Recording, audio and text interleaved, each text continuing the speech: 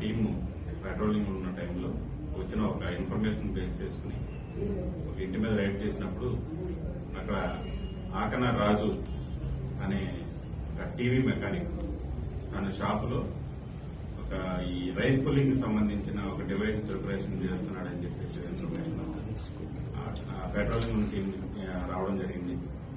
దాని మీద అతని హౌస్ చెక్ చేసినప్పుడు ఈ ఆకన్ రాజు అతనితో పాటు ఇంకొక ముగ్గురు అతన్ని హెల్ప్ చేసేవాళ్ళు పట్టుకోవడం జరిగింది. వాళ్ళని అతన్ని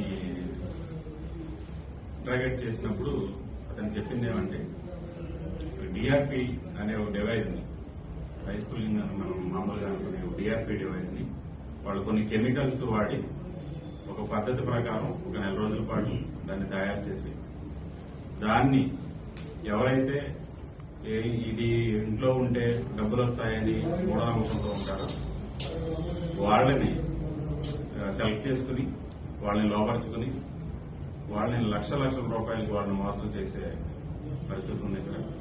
సో అలాంటి ప్రిపరేషన్ చేస్తున్న క్రమంలో మాకు సమాచారం రావడం, మేము వాళ్ళని పట్టుకుని అతని దగ్గర నుంచి ఆ కాయిన్ తయారు చేసిన కాయిన్ని అలాగే తయారు చేయడానికి ఉపయోగించిన 2 ఇత్తడి చెంబులు కూడా సీజ్ చేయడం జరిగింది.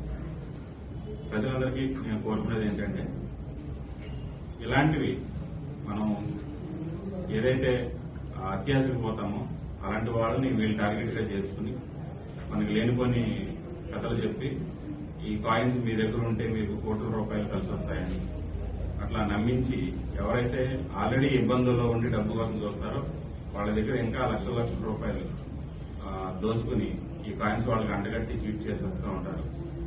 ఇలాంటి విషయాల్లో కొన్ని సందర్భాల్లో తెచ్చుకున్న అప్పులు ఏదైతే ఈ కాయిన్ కోసం అప్పు చేశారో ఆ అమౌంట్ తీర్చలేక వాళ్ళు సూసైడ్ చేసుకుని చనిపోయిన సందర్భాలు కూడా ఉన్నాయి.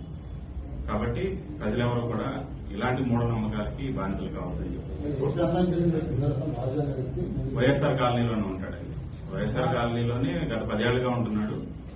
ఒక 1.5 సంవత్సరం క్రితం ఇతను భద్రాచలంలో వేరే అతని దగ్గర ఇది నేర్చుకున్నానని చెప్తున్నాడు. బాధితులు ఎవరు లేరండి. లక్కీగా ఇంకా వీడెవరికి అది చేయలేదు. చీటింగ్ అండి, చీటింగ్. ఏమి లేవండి, రికార్డ్ ఏమి లేదు. మెకానిక్ మొత్తం ఎంతమంది ఉన్నారు? చేసేది ఒకడే.